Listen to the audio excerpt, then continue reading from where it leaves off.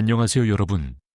고요한 밤의 끝자락, 혹은 하루의 시작을 맞이하는 이 순간, 여러분은 지금 어디에 계시나요? 혹시 창밖으로 보이는 도시의 불빛, 아니면 멀리 보이는 가로등 아래, 아니면 어둠 속에서 조용히 숨쉬는 숲의 소리에 귀 기울이고 있나요? 저는 잠시 이곳에서 멈춰서서 여러분이 있는 그곳의 시간과 공간을 상상해 봅니다. 오늘 우리는 아주 오래된 이야기를, 빛으로 직조된 이야기를 함께 나누려 합니다. 너무 깊이 빠져들면 정신을 차리기 힘들지도 모르니 조심하세요. 물론 제 영상이 정말 마음에 드실 때만요. 자, 편안하게 시청하기 전에 잠시 시간을 내어 좋아요와 구독을 눌러주세요. 지금 여러분이 있는 곳의 위치와 현재 시간을 댓글로 남겨주시면 제가 이 거대한 우주의 한 점에서 여러분의 작은 존재를 상상하는 데 큰 도움이 될 겁니다. 우리는 이제 하나의 이야기 속으로 들어갈 겁니다. 아주 먼 과거에서 출발해 현재를 거쳐 다시 미래를 향하는 여행입니다. 그리고 그 여행의 시작점에는 인류가 만들어낸 가장 크고 가장 예민한 눈 제임스 웹 우주 망원경이 있습니다. 이 망원경이 첫 이미지를 공개했을 때 많은 이들이 환호했습니다. 우리 눈으로 볼 수 없었던 우주의 가장 깊고 오래된 심연을 들여다본다는 것은 경이로운 일이었으니까요. 하지만 동시에 어떤 이들은 이 망원경이 너무나도 거대하고 강력한 나머지 혹시 우주의 비밀을 너무 많이 너무 빠르게 캐내는 것은 아닐까 하는 우려를 표하기도 합니다. 마치 판도라의 상자를 열듯이 말이죠. 오늘 우리는 그 질문에 대한 답을 찾아보려 합니다. 과연 우리는 제임스 웹 망원경을 걱정해야 할까요? 아니면 이 새로운 눈이 우리에게 선사할 경이로움을 온전히 받아들여야 할까요? 이 질문에 대한 답을 찾기 위해 우리는 망원경이 포착한 이미지 그 자체보다 훨씬 더 깊은 곳으로 들어가야 합니다. 우리는 우주가 우리에게 보내는 빛의 메시지, 그리고 그 빛이 품고 있는 시간의 본질에 대해 이야기해야 합니다. 빛은 단순한 에너지가 아닙니다. 그것은 이야기이며 기억이며 우주의 역사가 새겨진 문유입니다. 우리가 밤하늘을 올려다볼 때 우리 눈에 들어오는 별빛은 모두 과거의 유령들입니다. 이 사실을 생각하면 우리가 보고 있는 것은 현재의 모습이 아니라 빛이 그 별을 떠났던 그 순간의 과거라는 것을 깨닫게 됩니다. 예를 들어 우리가 보는 시리우스의 빛은 약 8.6년 전에 그 별을 떠난 빛입니다. 그러니 우리가 지금 시리우스를 바라본다면 우리는 8.6년 전에 시리우스를 보고 있는 것입니다. 이처럼 모든 천체는 우리에게 과거를 이야기해 줍니다. 멀리 있는 은하일수록 그 빛이 우리에게 오기까지 더 오랜 시간이 걸렸으니 우리는 그만큼 더 오래된 과거를 보는 셈입니다. 제임스 웹 망원경이 포착한 이미지는 바로 이 별들의 직무를 보여주는 가장 섬세한 작품입니다. 망원경은 우리 눈이 볼 수 없는 적외선 영역의 빛을 포착합니다. 우주가 팽창하면서 멀리 있는 천체에서 오는 빛은 파장이 길어지면서 적색편이 현상을 겪게 되는데 이로 인해 가시광선 영역을 벗어나 적외선 영역으로 이동하게 됩니다. 제임스 웹은 이 희미하고 길어진 빛을 잡아내는데 탁월한 능력을 가지고 있습니다. 마치 아주 멀리서 누군가 속삭이는 소리를 듣기 위해 거대한 귀를 세우는 것과 같습니다. 우리가 제임스 웹 망원경의 이미지를 보며 경이로움을 느끼는 것은 바로 우리가 가장 오래된 빛을 보고 있기 때문입니다. 빅뱅 이후 우주 초기의 모습을 별들이 처음 태어나고 은하들이 막 형성되던 순간의 모습을 우리는 이 망원경을 통해 처음으로 목격하고 있습니다. 이 빛은 수십억 년 동안 우주를 가로질러 여행한 후 비로소 우리의 망원경 거울에 도달한 것입니다. 이 빛의 여행은 단순히 공간을 이동하는 것이 아니라 시간의 강을 거슬러 오는 것과 같습니다. 이 빛은 그 자체로 우주의 역사를 고스란히 담고 있는 화석입니다. 이러한 관점에서 볼 때 우리는 망원경이 단순히 거대한 카메라라고 생각할 수 없습니다. 그것은 과거를 보는 창문이자 우주의 기억을 읽어내는 도서관입니다. 각 별빛은 한 페이지의 이야기이고 각 은하는 한 권의 책입니다. 그리고 제임스 웹은 이 도서관의 열람실에서 가장 깊숙한 곳에 놓인 가장 오래된 책들을 꺼내어 우리에게 보여주고 있는 것입니다. 만약 우리가 이 모든 것을 한순간에 이해할 수 있다면 우리는 아마도 견디지 못할 것입니다. 그래서 우주는 아주 친절하게도 우리에게 이 모든 정보를 서서히 빛의 속도라는 느린 속도로 보내주고 있는지도 모릅니다. 우리는 그저 편안하게 앉아 이 빛의 속삭임에 귀 기울이며 우주가 들려주는 이야기를 들으면 되는 것입니다. 이 이야기는 우리가 사는 세상이 얼마나 광대하고 우리가 얼마나 작은 존재인지 깨닫게 해주지만 동시에 우리 존재의 의미에 대해 깊은 질문을 던지게 합니다. 우리는 왜 이 거대한 우주의 비밀을 알고 싶어 할까요? 단순한 호기심 때문일까요? 아니면 우주의 기원을 이해함으로써 우리 자신의 기원을 더 잘 이해할 수 있다고 믿기 때문일까요? 사실 우리는 아직 확실히 알지 못합니다. 이 모든 탐험의 궁극적인 목적은 아직 우리에게 미지의 영역으로 남아 있습니다. 우리가 방금 이야기했던 빛의 여행은 단순히 공간을 가로지르는 것이 아니라 시간의 바다를 헤엄치는 것과 같습니다. 이 바다는 우리가 생각하는 것처럼 고정된 호수가 아닙니다. 그것은 끊임없이 움직이고 일렁이며 때로는 예상치 못한 방식으로 우리를 속이는 거대한 흐름입니다. 알베르트 아인슈타인의 이론인 특수 상대성 이론은 우리에게 빛의 속도가 모든 관찰자에게 동일하게 측정되는 우주의 근본적인 상수라는 것을 알려주었습니다.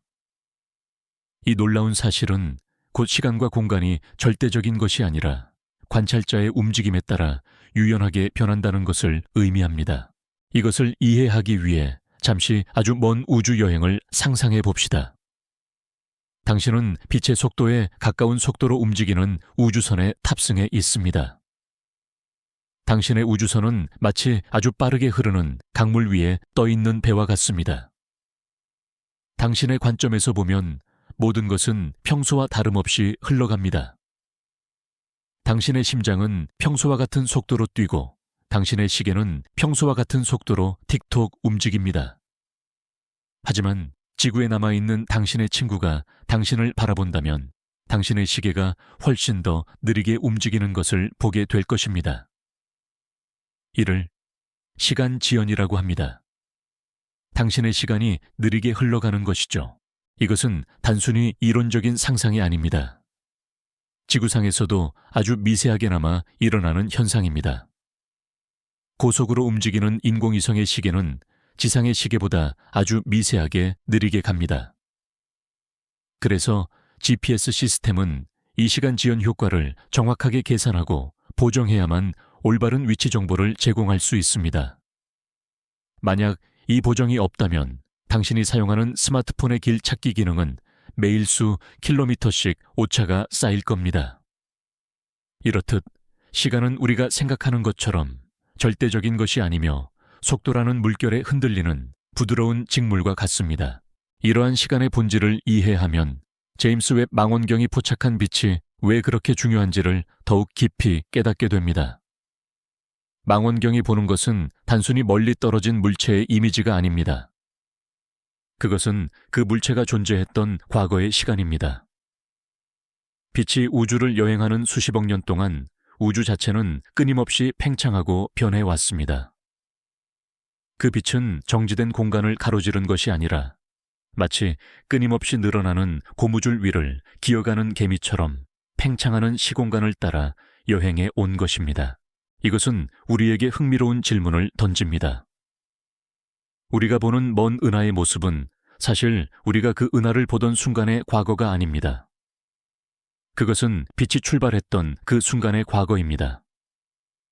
만약 그 은하가 지금 이 순간에 폭발했다면 우리는 그 소식을 수십억 년이 지난 후에나 알게 될 것입니다. 이처럼 우주에서는 원인과 결과가 우리가 생각하는 것처럼 즉각적으로 연결되지 않습니다. 모든 것은 지연되고 모든 것은 시간의 바닷속에서 제각각의 속도로 흐릅니다. 이러한 지연은 우리에게 일종의 평화를 가져다 줍니다. 만약 우주가 즉각적으로 모든 정보를 전달하는 곳이었다면 우리는 수십억 광년 떨어진 초신성 폭발의 섬광에 눈이 멀고 거대한 은하의 충돌에서 발생하는 에너지의 파동에 휩쓸렸을지도 모릅니다. 하지만 다행히도 우리는 시간의 느린 흐름 덕분에 이 모든 혼돈으로부터 안전하게 격리되어 있습니다. 우리는 그저 편안하게 앉아 수십억 년 전에 먼지 구름이 어떻게 별이 되었는지, 그리고 그 별의 빛이 얼마나 아름답게 우주를 가로질러 왔는지를 조용히 감상할 수 있습니다. 이 모든 것은 우리가 시간과 공간을 어떻게 인식하는지에 대한 깊은 철학적 질문을 제기합니다. 시간은 과연 우리가 생각하는 것처럼 한 방향으로만 흐르는 것일까요? 아니면 우주의 다른 곳에서는 시간이 다른 방식으로 흐르고 있을까요? 물리법칙에 따르면 과거로의 시간 여행은 이론적으로는 가능할 수 있지만 현실적으로는 불가능에 가깝다고 알려져 있습니다. 하지만 물리학자들은 여전히 시간의 본질에 대해 궁금해합니다. 시간은 실제로 존재하고 흐르는 것일까요? 아니면 우리 뇌가 만들어낸 하나의 환상일까요? 우리가 잠들었을 때 꿈속에서 시간은 전혀 다른 방식으로 흘러갑니다. 몇 분짜리 꿈이 몇 시간처럼 느껴지기도 하고 반대로 하루 종일의 이야기가 순식간에 지나가기도 합니다. 어쩌면 우주의 시간도 이와 비슷할지도 모릅니다.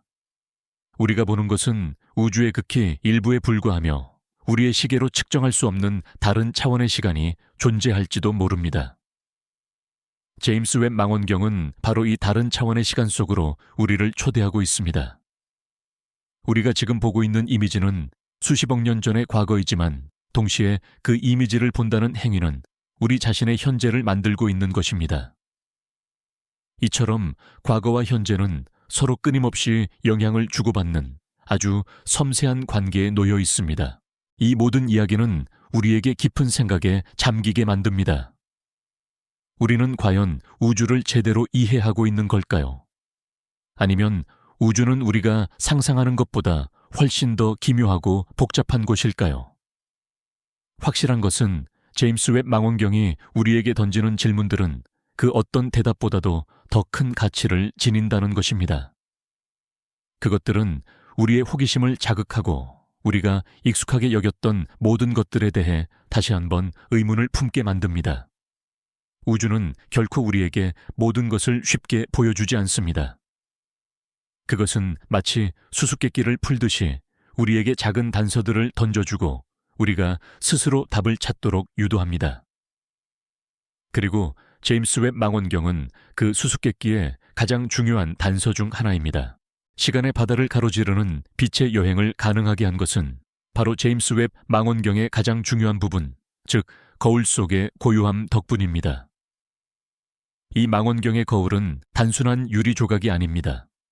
그것은 육각형 모양의 금빛 조각 18개로 이루어진 마치 거대한 벌집과도 같은 구조물입니다. 이 거울들은 각각의 빛을 정확히 한 곳으로 모아주기 위해 마이크로미터 단위의 오차도 허용하지 않는 정교함으로 설계되었습니다. 이 거울을 생각하면 저는 마치 아주 오랜 시간 동안 고요히 물결을 응시해온 호수 표면을 떠올립니다.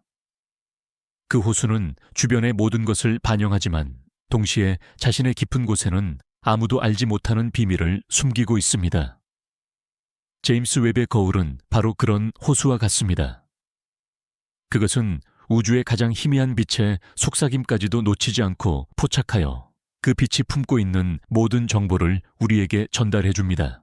망원경의 거울이 금으로 코팅된 것은 단순한 장식이 아닙니다. 금은 적외선을 가장 효율적으로 반사하는 물질 중 하나입니다. 우리가 제임스 웹 망원경을 통해 보고자 하는 것은 바로 우주 초기의 차가운 먼지 구름과 막 태어나는 별들의 모습인데 이 모든 것은 적외선 영역에서 가장 잘 관측됩니다. 만약 이 거울이 금이 아닌 다른 물질로 코팅되었다면 우리는 우주의 가장 중요한 이야기들을 놓쳤을지도 모릅니다. 이처럼 과학과 예술 기술과 미학이 만나는 지점에서 우리는 우주의 가장 깊은 아름다움을 발견할 수 있습니다. 이 거울은 또한 우주의 극한 환경에서도 제 기능을 유지해야 합니다. 제임스 웹 망원경은 지구에서 약 150만 킬로미터 떨어진 라그랑주점 2라는 곳에 위치해 있습니다. 이곳은 태양과 지구의 중력이 균형을 이루는 지점으로 망원경이 연료를 적게 소모하면서도 안정적으로 위치를 유지할 수 있는 곳입니다.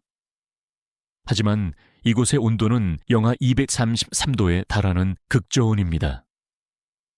이 혹독한 환경에서 거울이 수축하거나 뒤틀리지 않도록 과학자들은 베릴륨이라는 가볍고 단단한 금속을 사용했습니다. 이 금속은 극저온에서도 형태를 안정적으로 유지하는 놀라운 특성을 가지고 있습니다. 베릴륨을 생각해보면 저는 마치 아주 춥고 고요한 겨울밤을 떠올립니다. 모든 것이 얼어붙은 것처럼 보이지만 그 속에는 생명력이 잠들어 있습니다. 베릴륨 거울은 바로 그런 생명력과 같습니다. 그것은 우주의 혹독한 환경 속에서도 굴하지 않고 자신의 임무를 묵묵히 수행하며 우리에게 아름다운 우주의 모습을 선물합니다. 하지만 이 모든 정교함에도 불구하고 우주는 여전히 우리에게 많은 질문을 던집니다. 망원경은 우주의 일부만을 보여줄 뿐입니다. 우리는 아직도 우주의 95% 이상을 차지하는 암흑 물질과 암흑 에너지의 정체를 알지 못합니다. 우리는 은하들이 왜 우리가 예상하는 것보다 더 빠르게 회전하는지, 우주의 팽창이 왜 가속되고 있는지 확실히 알지 못합니다. 이 모든 미스터리는 마치 우리가 밤하늘을 올려다볼 때 보이는 별빛 너머에 숨겨져 있는 거대한 어둠과 같습니다. 우리는 그 어둠 속에서 무엇이 기다리고 있는지, 그리고 그 어둠이 우리에게 무엇을 말해주고 싶은지 궁금해합니다. 어쩌면 우주는 우리가 모든 것을 이해할 수 없도록 만들어졌는지도 모릅니다. 어쩌면 우주의 가장 깊은 비밀은 우리가 사용하는 언어나 과학으로 해독할 수 없는 다른 종류의 언어로 쓰여 있을지도 모릅니다. 제임스 웹 망원경은 우리에게 우주의 새로운 언어를 가르쳐 주려 하지만 우리는 아직 그 언어의 알파벳을 배우는 단계에 불과합니다. 결국 제임스 웹 망원경은 거울이자 창문입니다. 그것은 우주의 모습을 반영해 주지만 동시에 우리 자신의 무지와 한계를 보여줍니다. 그것은 우리가 얼마나 멀리 왔는지를 보여주지만 동시에 우리가 얼마나 더 멀리 가야 하는지를 상기시켜 줍니다. 이 거울을 통해 우리는 우주의 깊이를 보지만 동시에 우리 자신의 내면의 깊이도 들여다보게 됩니다. 그것은 과학적인 발견의 도구일 뿐만 아니라 존재의 본질에 대한 철학적인 성찰의 도구이기도 합니다. 이 모든 기술과 정교함은 단 하나의 목적을 가지고 있습니다. 바로 우주의 가장 오래된 빛을 포착하여 우리에게 보여주는 것입니다. 이 빛은 단순한 입자의 흐름이 아니라 우주의 가장 깊은 기억이자 태초의 속삭임입니다. 그리고 우리는 이 모든 것을 가능하게 한 제임스 웹 망원경의 놀라운 기술력을 보며 인간의 호기심과 지혜가 얼마나 놀라운 힘을 가지고 있는지 깨닫게 됩니다. 우리가 제임스 웹 망원경을 통해 우주의 가장 깊은 곳을 들여다볼 수 있는 것은 결국 우리가 빛을 인지하는 눈의 재탄생 덕분입니다. 인간의 눈은 놀라운 기관이지만 그것이 볼 수 있는 빛의 영역은 매우 제한적입니다. 우리는 가시광선이라는 좁은 스펙트럼만을 볼 수 있는데 이는 우주의 모든 빛 중에서 극히 일부에 불과합니다. 이 가시광선은 마치 거대한 오케스트라의 연주 중 우리가 들을 수 있는 몇몇 악기의 소리에 지나지 않습니다. 인간의 눈이 빛을 인지하는 방식은 마치 뇌 속의 극장에서 벌어지는 정교한 연극과 같습니다. 빛이 눈으로 들어오면 먼저 각막과 수정체를 통과하며 굴절됩니다. 그런 다음 망막에 도달하는데 망막은 수많은 광수용체 세포인 막대세포와 원추세포로 이루어져 있습니다. 이 세포들은 빛 에너지를 전기 신호로 변환합니다. 막대세포는 빛의 강도를 감지하여 어두운 환경에서 사물을 볼 수 있게 해주고 원추세포는 색을 감지하여 세상을 다채롭게 만들어줍니다. 이 정의 신호는 시신경을 통해 뇌의 시각 피질로 전달되고 뇌는 이 신호들을 재구성하여 우리가 보는 이미지를 만들어냅니다.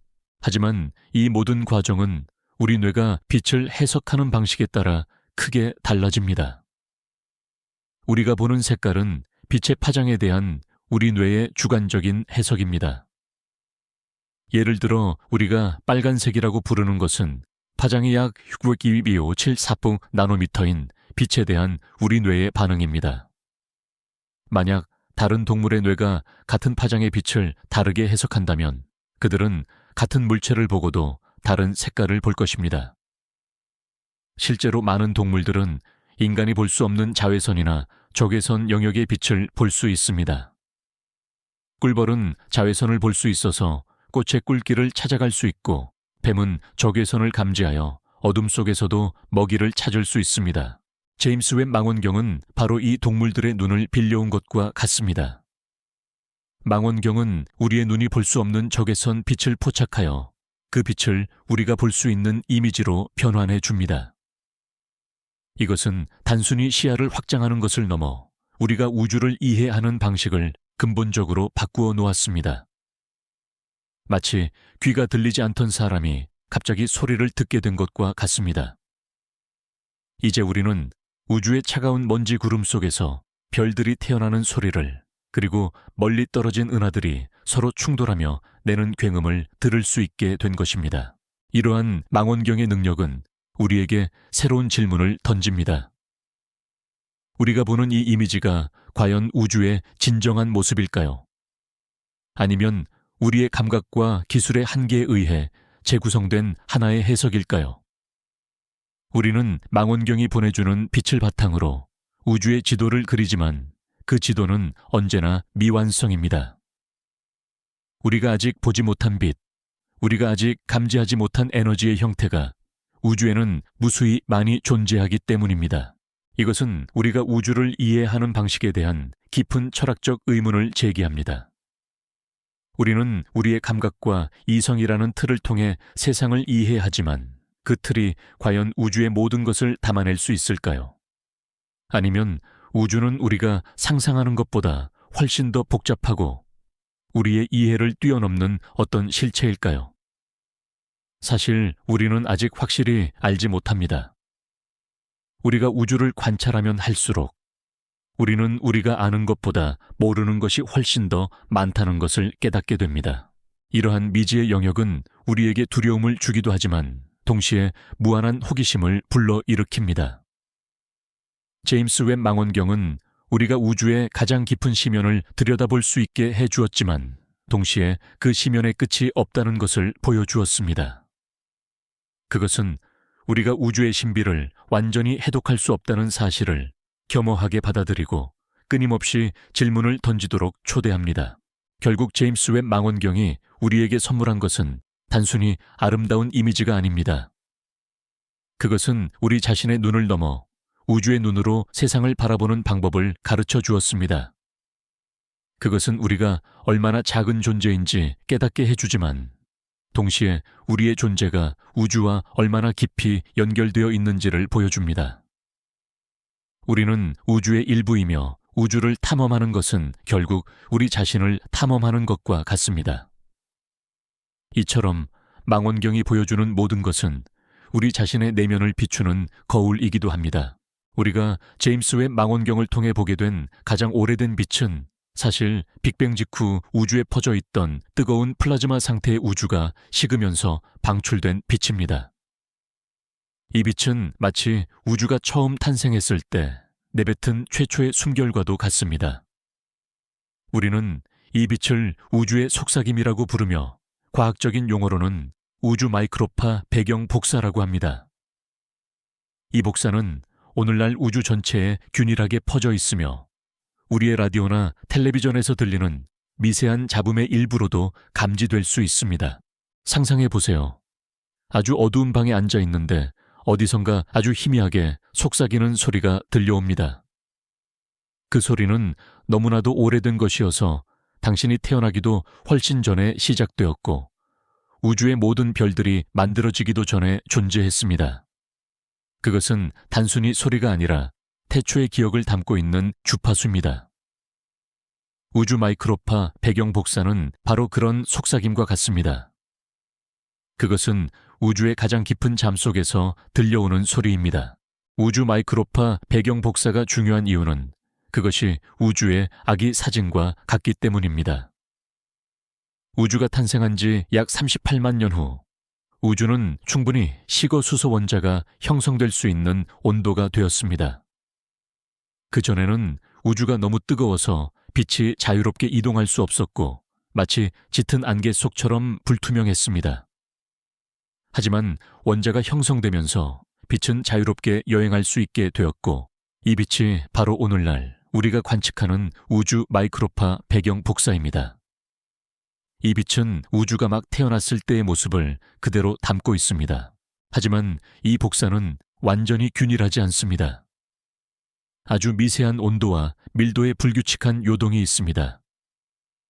마치 잔잔한 호수 표면에 이는 아주 미세한 파동처럼 말이죠. 이 작은 요동들은 무작위적인 것이 아닙니다. 그것들은 우주가 미래에 어떤 모습으로 진화할지 결정하는 씨앗이었습니다. 이 작은 밀도 차이가 시간이 지나면서 중력의 작용으로 커져 결국에는 별과 은하들이 탄생하게 됩니다. 그러니 우리가 보는 모든 별과 은하는 이 우주의 속삭임 속에 담겨 있던 아주 미세한 변동에서 비롯된 것입니다. 이것은 우리에게 깊은 철학적인 질문을 던집니다. 우리가 사는 세상의 모든 것, 우리 자신을 포함한 모든 존재는 우주의 태초에 존재했던 아주 작은 불규칙성에서 비롯된 것입니다. 우연의 산물일까요?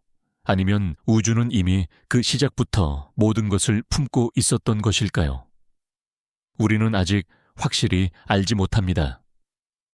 물리학자들은 이 미세한 불규칙성의 기원에 대해 여전히 궁금해하며 양자 요동과 같은 미시 세 개의 현상이 거대한 우주를 어떻게 형성했는지 연구하고 있습니다.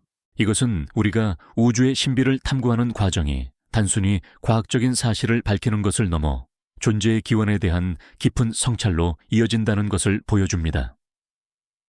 우리는 우주 마이크로파 배경 복사를 연구함으로써 우리가 어디에서 왔는지, 그리고 우주가 어떤 과정을 거쳐 오늘날의 모습이 되었는지에 대한 단서를 찾고 있습니다. 그것은 마치 오래된 가족 앨범을 들여다보며 우리가 어린 시절에 어떤 모습이었는지, 그리고 어떤 사건들이 우리의 삶을 형성했는지 되짚어보는 것과 같습니다. 제임스 웹 망원경은 바로 이 우주의 속삭임을 더욱 깊이 탐색할 수 있는 도구입니다. 망원경은 우주 마이크로파 배경 복사 이후에 형성된 최초의 별과 은하들을 관측함으로써 우리가 우주의 아기 사진에서 보았던 작은 씨앗들이 어떻게 거대한 은하의 숲으로 자라났는지에 대한 이야기를 들려줄 수 있습니다. 이 이야기는 우리가 생각하는 것보다 훨씬 더 오래되었고 훨씬 더 경이롭습니다. 우리는 이 모든 것을 보면서 우리 자신도 이 거대한 이야기의 일부라는 것을 깨닫게 됩니다. 우리 몸을 구성하는 원자들은 모두 별의 내부에서 만들어진 것들입니다. 그러니 우리는 문자 그대로 별의 자식들입니다. 이 사실은 우리가 우주와 얼마나 깊이 연결되어 있는지, 그리고 우리의 존재가 얼마나 특별한 의미를 가지는지 보여줍니다. 우리가 우주의 가장 오래된 빛을 볼 수 있는 또 다른 방법은 공간의 주름을 이용하는 것입니다. 아인슈타인의 일반 상대성 이론은 중력이 단순히 힘이 아니라 시공간이라는 거대한 직무를 휘게 만드는 현상이라고 설명합니다. 상상해 보세요. 탱탱하게 펼쳐진 침대 시트 위에 무거운 볼링공을 올려놓으면 시트가 움푹 파이는 것처럼 거대한 질량을 가진 천체는 그 주변의 시공간을 휘게 만듭니다. 이 휘어진 공간은 마치 거대한 돋보기나 렌즈처럼 작동하여 우리 뒤에 숨겨진 아주 멀리 떨어진 물체의 빛을 확대하고 왜곡시켜 우리에게 보여줍니다. 이 현상을 우리는 중력 렌즈 현상이라고 부릅니다. 제임스 웹 망원경이 포착한 이미지 중에는 이 중력 렌즈 현상을 보여주는 놀라운 사진들이 많습니다. 예를 들어 머리털짜리 은하단 같은 거대한 은하단이 전면에 있을 때 그 뒤에 있는 멀고 희미한 은하들의 빛이 이 은하단의 중력에 의해 휘어져 확대되고 왜곡되어 보입니다. 마치 오래된 유리창 너머로 세상을 보는 것처럼 뒤에 있는 은하들은 길게 늘어나거나 여러 개의 이미지로 보일 때도 있습니다. 이것은 우리에게 놀라운 기회를 제공합니다. 일반적인 망원경으로는 너무 멀고 희미해서 볼 수 없는 우주 초기의 은하들을 우리는 이 거대한 우주 돋보기를 통해 관측할 수 있습니다. 중력 렌즈 현상은 우주에 이미 존재하는 자연적인 망원경을 활용하는 것과 같습니다. 이는 우리가 우주의 신비를 탐구하는 데 있어 자연이 우리에게 선물한 가장 강력한 도구 중 하나입니다. 하지만 이 현상은 동시에 우리에게 혼란을 주기도 합니다.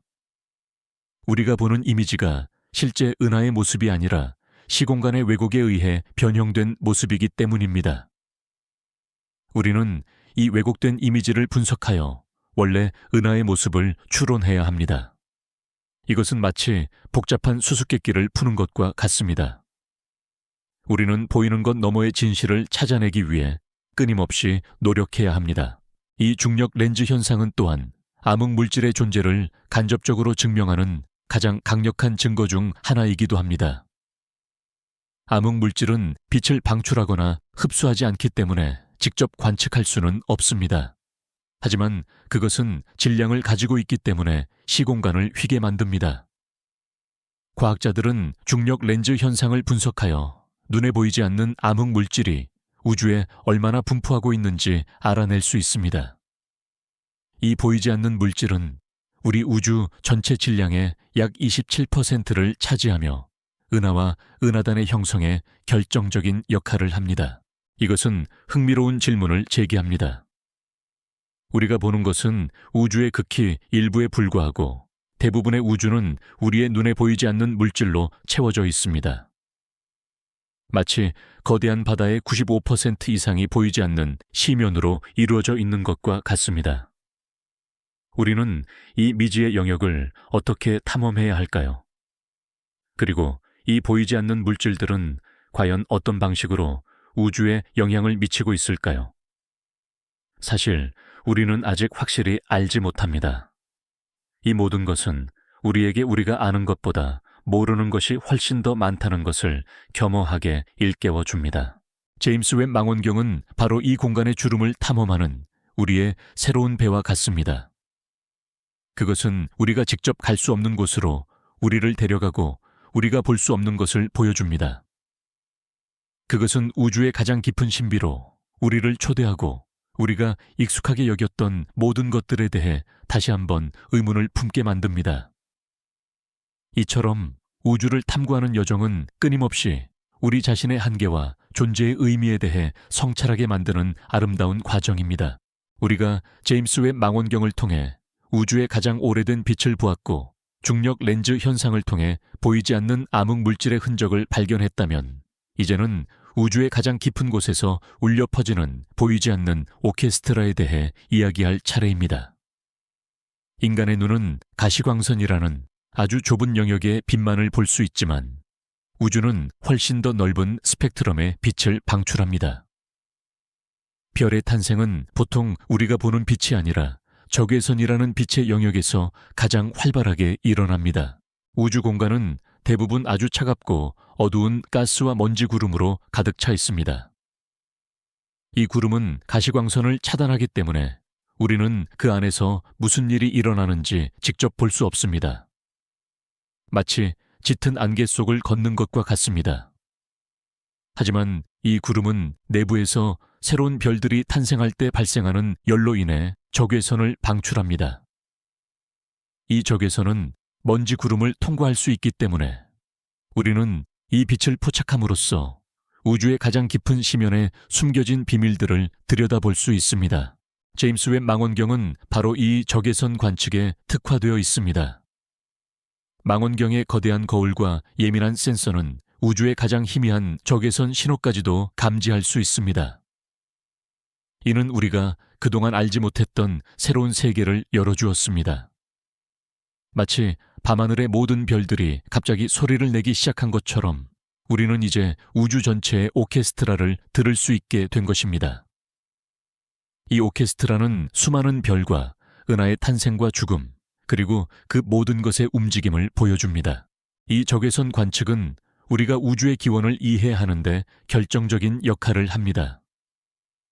우주가 팽창하면서 멀리 있는 천체에서 오는 빛은 적색편이 현상으로 인해 파장이 길어져 적외선 영역으로 이동하게 됩니다. 제임스 웹 망원경은 바로 이 적외선 빛을 포착함으로써 우주 초기에 형성된 최초의 별과 은하들을 관측할 수 있습니다. 이것은 우리가 우주가 어떻게 시작되었고 어떻게 오늘날의 모습으로 진화했는지에 대한 더 완전한 그림을 그릴 수 있게 해줍니다. 이것은 흥미로운 사실을 보여줍니다. 우리가 보는 세상은 우리가 인식하는 것보다 훨씬 더 복잡하고 다양합니다. 우리의 눈이 볼 수 있는 것만으로 세상을 판단한다면 우리는 세상의 절반 이상을 놓치게 될 것입니다. 마치 귀로만 세상을 듣고 눈으로 보지 못하는 것과 같습니다. 제임스 웹 망원경은 우리에게 우리의 감각이 얼마나 제한적인지, 그리고 우리가 세상을 이해하기 위해 얼마나 많은 도구와 기술을 필요로 하는지 상기시켜 줍니다. 하지만 이 모든 기술적 진보에도 불구하고 우리는 아직도 많은 것을 알지 못합니다. 우리는 우주의 가장 깊은 곳에서 어떤 일이 일어나는지, 그리고 별들이 어떻게 탄생하고 죽는지에 대한 모든 세부 사항을 알지 못합니다. 물리학자들은 여전히 별의 내부에서 일어나는 핵융합 반응이 어떻게 에너지를 방출하는지, 그리고 초신성 폭발과 같은 격변적인 사건들이 어떻게 우주를 형성하는지에 대해 궁금해합니다. 이 모든 것은 우리가 우주를 탐험하는 여정이 결코 끝나지 않는다는 것을 보여줍니다. 이처럼 보이지 않는 오케스트라는 우리에게 우주의 깊은 신비를 들려줍니다. 그것은 우리가 보는 것 너머에 있는 무한한 가능성을 보여주고 우리가 익숙하게 여기는 모든 것들에 대해 다시 한번 의문을 던지게 만듭니다. 우리는 이 오케스트라의 일부이며 우리가 듣는 모든 소리는 우리 자신의 존재와 연결되어 있습니다. 우리가 우주의 가장 깊은 신비를 탐험할 때 우리는 종종 우주의 근본적인 법칙 중 하나인 엔트로피의 춤과 마주하게 됩니다. 열역학 제2법칙에 따르면 우주의 모든 시스템은 시간이 지남에 따라 무질서도가 증가하는 경향이 있습니다. 이 무질서도를 우리는 엔트로피라고 부릅니다. 이것은 마치 아주 정교하게 쌓아 올린 모래성이 결국 바람에 의해 무너져 평평한 모래가 되는 것처럼 모든 것이 혼돈으로 향하는 자연스러운 경향을 말합니다. 이것은 단순히 물리학의 법칙이 아니라 우주의 모든 현상을 지배하는 근본적인 원리입니다. 별들은 핵융합 반응을 통해 질서를 만들어내지만 그 과정에서 에너지를 방출하고 결국에는 연료를 소진하여 죽음을 맞이합니다. 거대한 은하들은 서로 충돌하고 합쳐지면서 새로운 구조를 형성하지만 이 또한 결국에는 더 큰 혼돈으로 이어지는 과정의 일부입니다. 마치 거대한 춤을 추는 무용수들이 결국에는 모두 지쳐 쓰러지는 것처럼 우주의 모든 것은 이 엔트로피에 춤을 추고 있는 것입니다. 하지만 흥미로운 점은 이 무질서의 흐름 속에서도 질서가 잠시나마 형성된다는 것입니다. 별이 태어나고 행성이 만들어지고 심지어 생명체가 탄생하는 과정은 모두 엔트로피가 증가하는 거대한 흐름 속에서 잠시 동안 질서를 만들어내는 기적적인 사건들입니다. 마치 거대한 바다의 혼란스러운 파도 속에서 한순간 아주 아름다운 모양의 거품이 만들어지는 것과 같습니다. 이 질서는 영원히 지속되지 않지만 그것이 존재했던 짧은 순간은 우주에 새로운 의미와 아름다움을 부여합니다. 이것은 우리에게 깊은 철학적인 질문을 던집니다. 왜 우리는 이 엔트로피의 흐름 속에서 질서를 찾으려 할까요? 왜 우리는 별들의 탄생과 죽음을 기록하고 우주의 기원을 이해하려 노력할까요? 어쩌면 우리의 존재 자체가 엔트로피에 저항하려는 우주의 작은 몸부림인지도 모릅니다. 우리는 지식을 축적하고 예술을 창조하고 서로 사랑하며 이 무질서의 흐름 속에서 잠시나마 의미를 부여합니다. 과학자들은 여전히 우주의 궁극적인 운명이 어떻게 될지 궁금해합니다. 우주는 계속해서 팽창하고 결국에는 모든 별들이 소진되고 모든 물질이 무한히 흩어지는 열죽음 상태에 이를 것이라고 예측하는 이론이 있습니다. 하지만 다른 이론들은 우주가 다시 수축하여 대붕괴로 끝날 수도 있다고 말합니다. 우리는 이 모든 시나리오 중에서 어떤 것이 진실인지 아직 확실히 알지 못합니다. 이처럼 우주의 엔트로피는 우리에게 삶의 덧없음을 상기시켜 주지만 동시에 우리가 존재하는 이 짧은 순간이 얼마나 특별한지 깨닫게 해줍니다. 우리는 모두 우주의 일부이며 이 거대한 춤 속에서 우리만의 작은 의미를 찾고 있습니다. 제임스 웹 망원경이 보여주는 모든 아름다운 이미지는 이 엔트로피의 춤 속에서 잠시 빛을 발했던 질서의 순간들입니다. 그것은 우리에게 우주의 덧없음 속에서도 영원히 빛나는 아름다움이 존재한다는 것을 알려줍니다. 우리가 엔트로피의 춤을 추는 우주의 모습을 보았다면 이제는 그 춤의 시작을 가능하게 한 우주 먼지의 꿈에 대해 이야기할 차례입니다. 우주 공간은 텅 비어 있는 것처럼 보이지만 사실은 아주 희박한 가스와 미세한 먼지 입자들로 가득 차 있습니다. 이 가스와 먼지는 대부분 수소와 헬륨으로 이루어져 있지만 탄소, 산소, 질소와 같은 더 무거운 원소들도 소량 포함되어 있습니다. 이 모든 것은 먼 옛날 거대한 별들이 죽음을 맞이하면서 우주 공간에 흩뿌려진 재들입니다. 이 먼지 구름은 마치 아주 깊은 잠에 빠진 거인처럼 수백만 년에 걸쳐 서서히 움직입니다. 이 구름 속의 밀도가 아주 미세하게 높은 지역이 중력의 작용으로 서서히 뭉치기 시작합니다. 마치 작은 눈송이들이 서로 달라붙어 눈덩이를 만드는 것처럼 말이죠. 이 눈덩이들이 점점 커지면서 중력은 더욱 강해지고 더 많은 가스와 먼지를 끌어당깁니다. 이 과정은 수백만 년 동안 계속되며 결국에는 거대한 가스 덩어리가 형성됩니다. 이 가스 덩어리의 중심부에서는 중력에 의해 압력과 온도가 엄청나게 높아집니다. 이 온도가 수백만 돼 이르면 수소 원자들이 서로 융합하여 헬륨 원자로 바뀌는 핵융합 반응이 시작됩니다. 이 반응은 막대한 양의 에너지를 방출하며 이 에너지가 밖으로 분출되면서 가스 덩어리는 밝게 빛나는 새로운 별이 됩니다. 이것이 바로 별의 탄생 과정입니다. 이처럼 별들은 우주 먼지 구름, 즉 성운에서 탄생합니다. 성운은 마치 우주의 거대한 요람과 같습니다. 제임스 웹 망원경이 포착한 아름다운 성운 이미지는 바로 이 별들의 탄생 현장을 보여줍니다. 가시광선으로는 볼 수 없었던 먼지 구름 속에 숨겨져 있던 아기 별들의 모습을 우리는 이제 선명하게 볼 수 있게 된 것입니다. 이 별들은 수십억 년 동안 우주를 밝히고 결국에는 다시 먼지 구름으로 돌아가 새로운 별들을 탄생시키는 순환을 반복합니다. 이것은 우리에게 깊은 영감을 줍니다. 우주 먼지는 결코 쓸모없는 잔해가 아닙니다. 그것은 생명의 재료이며 우주의 역사를 이어가는 중요한 요소입니다.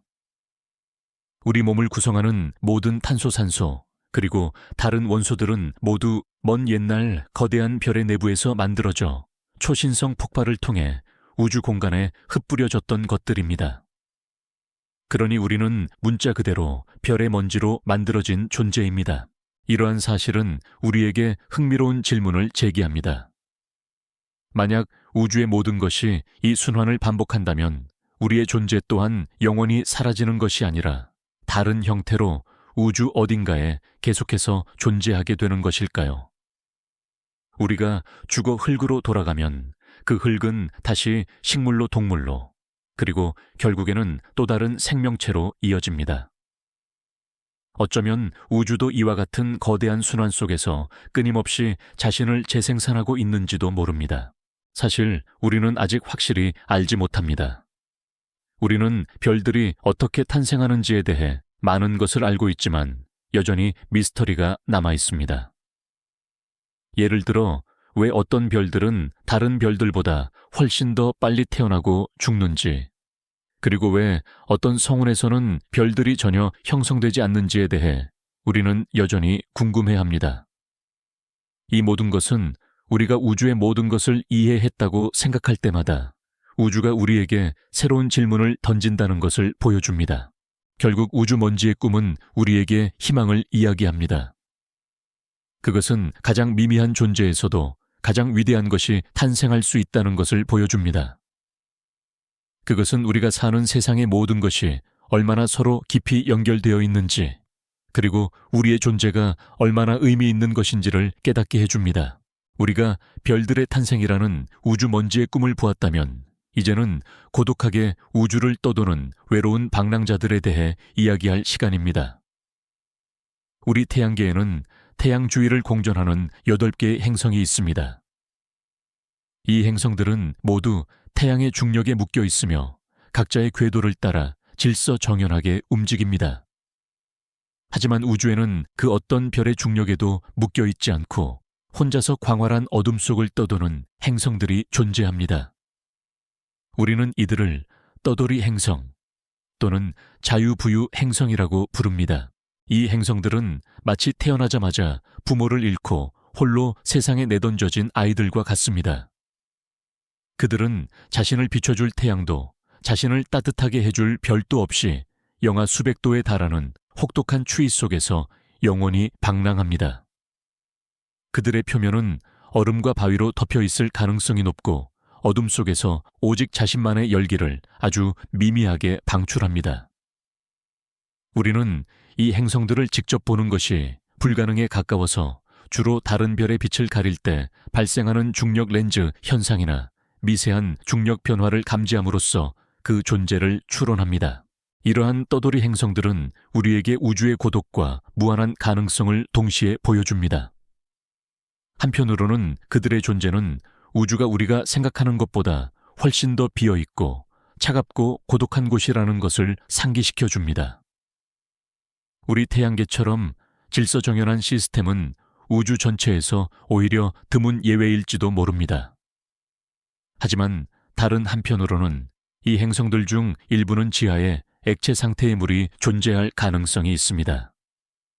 만약 그렇다면 그곳에는 어둠 속에서도 생명이 존재할 수 있을지도 모릅니다. 태양의 빛 없이도 행성 내부의 지열이나 화학적 에너지에 의존하는 생명체가 말이죠. 이것은 우리에게 깊은 철학적인 질문을 던집니다. 우리가 생각하는 생명의 정의는 과연 무엇일까요? 생명은 반드시 태양의 빛을 필요로 하는 것일까요? 아니면 우주의 다른 곳에서는 우리가 상상하지 못했던 완전히 다른 형태의 생명체가 번성하고 있을까요? 사실 우리는 아직 확실히 알지 못합니다. 이 모든 것은 우리가 우주를 탐험하는 과정이 단순히 별과 은하를 찾는 것을 넘어 우리 자신의 존재와 삶의 의미를 되돌아보게 만든다는 것을 보여줍니다.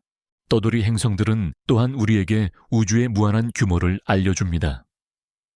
이 행성들은 우주를 떠도는 작은 바위 조각들이 아닙니다. 일부는 지구보다 훨씬 더 거대하고 심지어는 목성이나 토성보다 더 클 수도 있습니다. 이처럼 우리의 시야를 벗어난 곳에서 우리가 알지 못하는 거대한 세계들이 자신만의 법칙에 따라 움직이고 있다는 사실은 우리에게 놀라움과 함께 겸손함을 선사합니다. 우리는 우주의 아주 작은 구석에 불과하며 우리가 아는 것은 우주의 전체 그림 중 극히 일부에 지나지 않습니다.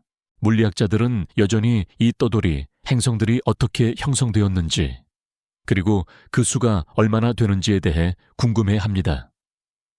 일부는 태어날 때부터 별의 중력에 묶이지 않고 독립적으로 형성되었다고 추측하고 다른 일부는 원래 별의 궤도를 돌다가 어떤 이유로 튕겨져 나왔을 것이라고 생각합니다. 이 모든 것은 우주의 역사가 우리가 생각하는 것보다 훨씬 더 복잡하고 예측 불가능한 사건들로 가득 차 있다는 것을 보여줍니다. 결국 이 외로운 방랑자들의 이야기는 우리에게 깊은 생각에 잠기게 합니다. 우리는 모두 우주의 한 조각이며 우리도 언젠가는 우리의 별을 떠나 영원한 여행을 떠나야 할지도 모른다는 사실을 말이죠. 하지만 그 고독한 여행 속에서도 우리는 언제나 새로운 가능성과 희망을 찾을 수 있을 것입니다. 우리가 떠돌이 행성들의 고독한 여행을 보았다면 이제는 우주의 가장 불가사의한 존재 검은 구멍의 침묵에 대해 이야기할 차례입니다. 블랙홀은 그 이름처럼 모든 것을 집어삼키는 어둠의 존재처럼 보입니다. 그것은 너무나도 강력한 중력을 가지고 있어서 심지어 빛조차도 그곳을 탈출할 수 없습니다. 이것은 블랙홀이 우리 눈에 보이지 않는 이유이기도 합니다. 하지만 우리는 블랙홀이 주변의 물질을 빨아들이면서 발생하는 마찰과 열로 인해 방출되는 강력한 X선과 같은 신호를 통해 그 존재를 간접적으로 감지할 수 있습니다. 블랙홀은 크게 두 가지 방식으로 형성됩니다. 하나는 태양보다 훨씬 더 무거운 별이 자신의 핵연료를 모두 소진하고 중력 붕괴를 일으킬 때 형성되는 항성 질량 블랙홀입니다. 다른 하나는 거대한 은하의 중심부에 존재하며 수백만에서 수십억 개의 태양 질량을 가진 초대 질량 블랙홀입니다. 이 초대 질량 블랙홀이 어떻게 형성되었는지는 아직까지 풀리지 않은 미스터리입니다. 어떤 이들은 여러 개의 작은 블랙홀들이 합쳐져 만들어졌다고 생각하고, 또 어떤 이들은 우주 초기에 거대한 가스구름이 직접적으로 붕괴하여 형성되었다고 생각합니다. 블랙홀은 우리에게 시간과 공간의 본질에 대해 깊은 질문을 던집니다. 블랙홀의 경계인 사건의 지평선을 넘어간 물질은 다시는 돌아올 수 없습니다. 그 안에서는 우리가 아는 물리 법칙이 더 이상 통하지 않습니다. 시간은 멈추고 공간은 무한히 휘어집니다. 이처럼 블랙홀은 우리가 이해하는 우주의 한계를 보여줍니다. 마치 깊은 바다의 심연에 있는 미지의 문처럼 그 문을 넘어간 곳에는 우리가 상상할 수 없는 세계가 펼쳐져 있을 것입니다. 이것은 흥미로운 질문을 제기합니다. 만약 블랙홀이 모든 것을 집어삼킨다면 그 안의 정보는 완전히 사라지는 것일까요? 양자역학의 법칙에 따르면 정보는 결코 파괴되지 않습니다. 하지만 블랙홀은 정보를 파괴하는 것처럼 보입니다. 이것은 물리학계의 가장 큰 미스터리 중 하나인 블랙홀 정보 역설입니다. 스티븐 호킹 박사는 블랙홀이 호킹 복사라는 것을 방출하면서 서서히 증발하고 이 과정에서 일부 정보가 방출될 수 있다고 주장했습니다. 하지만 이 이론은 아직까지 실험적으로 증명되지 않았습니다. 이처럼 블랙홀은 우리에게 끝없는 의문을 던집니다. 그것은 우주의 가장 극한 상황을 보여주며 우리가 아는 지식의 한계를 시험합니다. 하지만 동시에 블랙홀을 연구함으로써 우리는 중력과 양자역학이라는 두 개의 거대한 물리 이론을 하나로 통합할 수 있는 새로운 길을 찾을 수 있을지도 모릅니다. 이것은 마치 서로 다른 언어를 사용하는 두 부족이 서로를 이해하기 위해 새로운 언어를 만들어내는 것과 같습니다. 사실 우리는 아직 확실히 알지 못합니다. 블랙홀은 우주의 가장 깊은 곳에 숨겨진 비밀을 품고 있습니다. 그것은 우리에게 우주의 진정한 본질은 우리가 보는 것 너머에 있다는 것을 상기시켜 줍니다. 제임스 웹 망원경은 초대 질량 블랙홀 주변의 가스와 먼지 원반을 관측함으로써 블랙홀의 형성과 성장에 대한 단서를 제공해 줄 수 있습니다.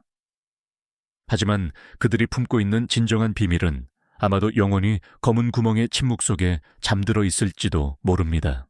우리가 검은 구멍의 침묵 속에서 우주의 가장 큰 미스터리를 보았다면 이제는 별의 죽음 생명의 시작이라는 역설적인 아름다움에 대해 이야기할 차례입니다. 우주는 끊임없이 엔트로피의 춤을 추며 무질서로 향하지만 그 과정에서 가장 격렬하고 아름다운 질서의 순간이 탄생합니다.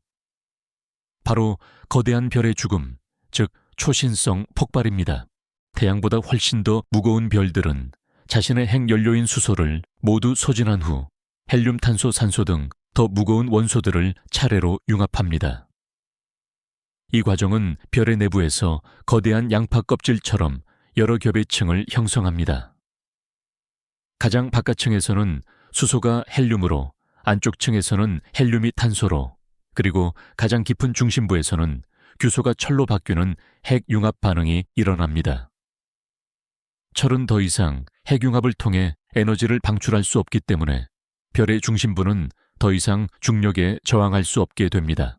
결국 별의 중심부는 단 한순간에 붕괴하고 이 붕괴는 엄청난 충격파를 일으키며 별의 바깥층을 우주 공간으로 날려버립니다. 이것이 바로 초신성 폭발입니다. 이 폭발은 너무나도 강력해서 한 은하 전체의 빛보다 더 밝게 빛나기도 합니다. 이 폭발의 잔해 속에서는 핵융합으로는 만들어낼 수 없는 금은 우라늄과 같은 더 무거운 원소들이 생성되어 우주로 흩뿌려집니다. 이것은 우리에게 놀라운 사실을 알려줍니다. 우리가 사는 세상의 모든 것, 우리 몸을 구성하는 뼈와 피, 그리고 우리가 사용하는 스마트폰의 회로에 들어가는 금과 같은 모든 무거운 원소들은 모두 먼 옛날 초신성 폭발을 통해 만들어졌습니다. 우리는 문자 그대로 별의 잔해로 만들어진 존재들입니다. 이처럼 별의 죽음은 우주의 생명순환에서 가장 중요한 부분이며 새로운 별과 행성, 그리고 궁극적으로는 생명을 탄생시키는 기반을 마련했습니다. 이것은 깊은 철학적인 질문을 제기합니다. 왜 우주는 이처럼 파괴적인 방법으로 생명의 재료를 만들어냈을까요? 왜 별들은 죽음을 통해 새로운 생명을 탄생시킬까요? 어쩌면 우주는 우리에게 가장 아름다운 것들은 파괴와 혼돈 속에서 탄생한다는 것을 알려주려 하는지도 모릅니다. 우리는 파괴를 두려워하지만 동시에 파괴는 새로운 시작을 의미합니다. 물리학자들은 여전히 초신성 폭발의 정확한 메커니즘에 대해 궁금해합니다. 모든 거대한 별들이 초신성 폭발을 겪는 것은 아니며 어떤 별들은 직접 블랙홀로 붕괴하기도 합니다. 왜 그런 차이가 발생하는지에 대해 우리는 아직 확실히 알지 못합니다. 이 모든 것은 우리가 우주의 모든 것을 이해했다고 생각할 때마다 우주가 우리에게 새로운 질문을 던진다는 것을 보여줍니다. 제임스 웹 망원경은 초신성 폭발의 잔해들을 관측함으로써 이 폭발이 어떻게 우주 공간에 물질을 흩뿌리고 새로운 별과 행성의 형성에 어떤 영향을 미치는지에 대한 단서를 제공해 줄 수 있습니다. 이 정보는 우리가 우주의 역사와 생명의 기원을 더 잘 이해하는 데 결정적인 역할을 할 것입니다. 결국 별의 죽음은 우리에게 삶의 덧없음 속에서도 영원히 빛나는 아름다움이 존재한다는 것을 알려줍니다. 우리는 모두 우주의 일부이며 우리의 존재는 이 거대한 순환 속에서 의미를 찾습니다. 우리가 별의 죽음 속에서 생명의 기원을 보았다면 이제는 우리의 상상력을 훨씬 더 확장하여 평행 우주의 속삭임에 귀 기울여 볼 시간입니다. 물리학자들은 우리가 사는 우주가 유일한 우주가 아닐 수도 있다는 흥미로운 이론들을 제안합니다. 이 이론에 따르면 우리의 우주 옆에는 수많은 다른 우주들이 존재할 수 있으며 이 우주들은 각기 다른 물리 법칙과 역사를 가지고 있을 수도 있습니다. 이것이 바로 다중우주 이론입니다. 다중우주 이론은 여러 가지 형태로 존재합니다. 그중 하나는 양자역학의 다세계 해석입니다. 이 해석에 따르면 우리가 어떤 결정을 내릴 때마다 우주는 가능한 모든 결과를 담은 여러 개의 평행 우주로 갈라집니다. 예를 들어 당신이 아침에 커피를 마실지 차를 마실지 고민하는 순간 커피를 마시는 우주와 차를 마시는 우주가 동시에 생성된다는 것입니다. 이 이론은 우주의 모든 가능한 상태가 실제로 존재한다고 주장하며 우리가 인식하는 현실은 이 무한한 우주들 중 단 하나에 불과하다고 말합니다. 또 다른 다중우주 이론은 우주의 팽창과 관련이 있습니다. 우주가 거품처럼 계속해서 새로운 우주를 만들어낼 수 있다는 영원한 인플레이션 이론입니다. 이 이론에 따르면 우리가 사는 우주는 우주의 거품들 중 하나에 불과하며 이 거품들 사이에는 끝없이 새로운 우주들이 탄생하고 있습니다. 이 모든 우주들은 각기 다른 물리 법칙과 초기 조건을 가지고 있을 수 있으며 어떤 우주에서는 중력이 우리가 아는 것과 다르게 작용하거나 시간이 거꾸로 흐를 수도 있습니다. 이 모든 이론들은 우리에게 깊은 철학적인 질문을 던집니다. 우리가 사는 현실이 과연 유일한 현실일까요? 아니면 우리는 단지 무한한 가능성들 중 한 가지를 경험하고 있는 것일까요? 만약 다른 우주에 당신과 똑같이 생긴 존재가 살고 있다면 그 존재는 당신과 얼마나 다른 삶을 살고 있을까요? 사실 우리는 아직 확실히 알지 못합니다. 이 모든 것은 우리의 상상력을 훨씬 뛰어넘는 우주의 신비이며 우리가 아는 지식의 한계를 시험합니다. 제임스 웹 망원경은 직접적으로 다른 우주를 관측할 수는 없습니다. 하지만 망원경이 우주 초기의 모습을 관측함으로써 우리는 우리 우주의 물리 법칙이 어떻게 형성되었는지에 대한 단서를 얻을 수 있습니다. 이 정보는 우리가 다중 우주 이론을 검증하거나 반증하는 데 중요한 역할을 할 수 있습니다. 예를 들어, 만약 우리 우주의 기본 상수들이 다른 우주들에서도 동일하다는 증거가 발견된다면 이는 다중 우주 이론에 대한 강력한 반증이 될 수 있습니다. 반대로 어떤 우주에서는 물리 법칙이 우리가 아는 것과 다르게 작용한다는 간접적인 증거가 발견된다면 이는 다중 우주 이론을 지지하는 증거가 될 수 있습니다. 이처럼 평행 우주의 속삭임은 우리에게 우주의 무한한 가능성을 보여줍니다. 그것은 우리가 사는 세상이 얼마나 특별하고 동시에 얼마나 보잘것없는 것인지 깨닫게 해줍니다. 우리는 모두 우주의 한 조각이며 이 거대한 우주 속에서 우리만의 작은 의미를 찾고 있습니다. 그리고 그 의미를 찾는 여정은 우리가 계속해서 질문을 던지고 탐험하는 한 결코 끝나지 않을 것입니다. 우리가 평행 우주의 속삭임 속에서 무한한 가능성을 보았다면 이제는 우리 자신의 존재와 연결된 우주의 기억에 대해 이야기해 볼 시간입니다. 우주는 끊임없이 팽창하고 있습니다. 이 팽창은 우주 초기의 작은 불규칙성에서 시작되었고 오늘날에는 암흑 에너지라는 신비로운 힘에 의해 가속되고 있습니다. 우주의 팽창은 우리에게 한 가지 중요한 사실을 알려줍니다. 바로 우리가 과거를 볼 수 있다는 것입니다. 빛이 우주를 가로지르는 동안 우주는 계속해서 팽창했습니다. 이 때문에 멀리 있는 천체에서 오는 빛은 우리에게 도달하는데 더 오랜 시간이 걸렸고 그 빛은 우리가 보는 순간 그 천체가 있었던 과거의 모습을 담고 있습니다. 마치 우주가 거대한 필름 릴처럼 과거의 모든 순간들을 기록하고 있는 것과 같습니다. 그리고 우리는 제임스 웹 망원경이라는 영사기를 통해 그 필름을 재생하고 있는 것입니다. 이것은 흥미로운 질문을 제기합니다. 만약 우주가 모든 과거를 기록하고 있다면 우주 자체에 어떤 종류의 기억이 존재하는 것일까요? 우주의 모든 사건들은 그 자체로 우주의 역사에 흔적을 남깁니다. 별의 탄생과 죽음 은하의 충돌, 그리고 행성의 형성은 모두 우주의 기억을 구성하는 중요한 부분들입니다. 우리는 이 모든 것을 보면서 우리 자신도 이 거대한 기억의 일부라는 것을 깨닫게 됩니다.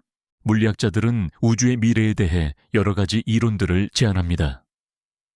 한 가지 가능성은 대동결입니다. 이 시나리오에 따르면 우주는 계속해서 팽창하고 결국에는 모든 별들이 소진되고 모든 물질이 무한히 흩어지는 열죽음 상태에 이를 것입니다. 다른 가능성은 대붕괴입니다. 이 시나리오에 따르면 우주의 팽창은 언젠가 멈추고 다시 수축하여 모든 물질이 하나의 점으로 모이는 대폭발로 끝날 것입니다. 마지막으로 대찢어짐 시나리오에 따르면 우주의 가속 팽창이 너무나도 강력해져서 결국에는 모든 물질을 원자 단위까지 찢어버릴 것입니다. 우리는 이 모든 시나리오 중에서 어떤 것이 진실인지 아직 확실히 알지 못합니다. 이 모든 것은 우리에게 삶의 덧없음을 상기시켜 주지만 동시에 우리가 존재하는 이 짧은 순간이 얼마나 특별한지 깨닫게 해줍니다. 우리는 우주의 이 거대한 기억 속에서 우리만의 작은 흔적을 남기고 있습니다. 우리가 별을 보고 우주를 연구하고 서로에게 사랑을 표현하는 모든 행위는 이 우주의 기억에 새겨집니다. 제임스 웹 망원경은 바로 이 우주의 기억을 읽어내는 도구입니다. 그것은 우리가 과거를 더 깊이 이해하고 미래를 더 잘 예측할 수 있게 해줍니다. 하지만 동시에 그것은 우리에게 우주의 모든 것을 알 수 없다는 겸손함을 가르쳐 줍니다. 우리는 이 거대한 우주 속에서 끊임없이 질문을 던지고 답을 찾으려 노력하는 작은 존재들입니다. 그리고 그 여정은 우리가 계속해서 존재하는 한 결코 끝나지 않을 것입니다. 우리가 우주의 기억 속에서 과거와 미래를 보았다면 이제는 우리의 작은 속삭임에 대해 이야기할 시간입니다. 제임스 웹 우주망원경이 포착한 모든 이미지는 우주의 광대함과 동시에 우리의 존재가 얼마나 미미한지를 상기시켜 줍니다. 우리는 수십억 개의 은하 중 한 은하의 한팔에 위치한 평범한 별 주위를 도는 작은 행성에 살고 있습니다. 이 거대한 우주를 지도로 펼쳐 놓는다면 우리의 위치는 한 점에 불과할 것입니다. 하지만 이 미미함이 우리를 무의미하게 만들지는 않습니다. 오히려 그 반대입니다. 우리가 이 거대한 우주 속에서 스스로를 인식하고 우주의 신비를 탐구하며 아름다움을 느끼고 서로에게 사랑을 표현하는 것 자체가 놀라운 기적입니다. 우리는 우주의 아주 작은 부분이지만 동시에 우주가 자신을 인식하는 방식이기도 합니다. 마치 거대한 바다가 자신을 들여다볼 거울을 만든 것처럼 우주는 우리를 통해 자신을 바라보고 있는지도 모릅니다. 제임스 웹 망원경을 만든 것은 인간의 지혜와 호기심입니다. 우리는 우주의 모든 것을 이해하지 못하지만 우리는 계속해서 질문을 던지고 답을 찾으려 노력합니다. 우리는 우주의 가장 깊은 곳을 들여다보며 우리가 어디에서 왔고 어디로 가는지에 대한 단서를 찾고 있습니다. 이 모든 것은 우리의 존재에 의미를 부여하는 행위입니다. 우리가 제임스 웹 망원경을 걱정해야 할까요? 아마도 아닐 것입니다. 우리가 우려해야 할 것은 망원경이 너무 많은 비밀을 밝히는 것이 아니라 우리가 우주의 신비를 탐구하는 것을 멈추는 것입니다. 우주는 우리에게 끝없이 새로운 질문을 던질 것이고 우리는 계속해서 그 질문에 대한 답을 찾아야 합니다. 이 여정은 우리를 더 겸손하고 더 현명하게 만들 것입니다. 이 모든 이야기는 우리에게 깊은 생각에 잠기게 합니다. 우리는 모두 우주의 한 조각이며 우리도 언젠가는 우리의 별을 떠나 영원한 여행을 떠나야 할지도 모른다는 사실을 말이죠. 하지만 그 고독한 여행 속에서도 우리는 언제나 새로운 가능성과 희망을 찾을 수 있을 것입니다. 우리는 이 모든 것을 보면서 우리 자신도 이 거대한 이야기의 일부라는 것을 깨닫게 됩니다. 우리 몸을 구성하는 원자들은 모두 별의 내부에서 만들어진 것들입니다. 그러니 우리는 문자 그대로 별의 자식들입니다. 이 사실은 우리가 우주와 얼마나 깊이 연결되어 있는지, 그리고 우리의 존재가 얼마나 특별한 의미를 가지는지 보여줍니다. 이 모든 것은 우리가 우주의 모든 것을 이해했다고 생각할 때마다 우주가 우리에게 새로운 질문을 던진다는 것을 보여줍니다. 우주는 결코 우리에게 모든 것을 쉽게 보여주지 않습니다. 그것은 마치 수수께끼를 풀듯이 우리에게 작은 단서들을 던져주고 우리가 스스로 답을 찾도록 유도합니다. 그리고 제임스 웹 망원경은 그 수수께끼의 가장 중요한 단서 중 하나입니다. 이제 모든 이야기의 끝에 도달했네요. 우리가 함께했던 이 모든 여행은 어떠셨나요? 빛의 바다를 헤엄치고 시간의 강을 거슬러 오르고 보이지 않는 오케스트라의 연주에 귀 기울이기도 했죠. 이 모든 것이 마치 아주 길고 아름다운 꿈처럼 느껴질지도 모릅니다. 우주의 광활함 속에서 우리의 존재가 얼마나 작은지 깨닫게 되었지만 동시에 이 작은 존재가 얼마나 특별하고 소중한지 다시 한번 느끼셨기를 바랍니다. 밤은 깊어가고 세상은 서서히 잠에 듭니다. 창밖의 모든 소음도 부드럽게 스러지고 당신의 호흡 소리만이 조용히 들려오네요. 당신의 마음속에 남아있는 마지막 생각은 무엇인가요? 거대한 별의 탄생인가요? 아니면 고독한 행성의 여행인가요? 어떤 생각이든 좋습니다. 이제는 그 모든 생각들을 부드러운 바람에 실어 보내세요.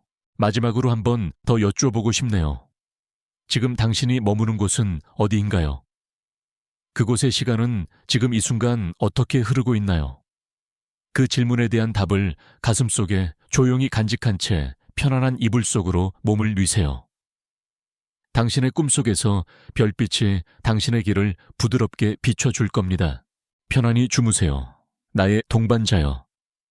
당신이 언제 어디에 있든 달콤한 꿈 꾸시길 바랍니다.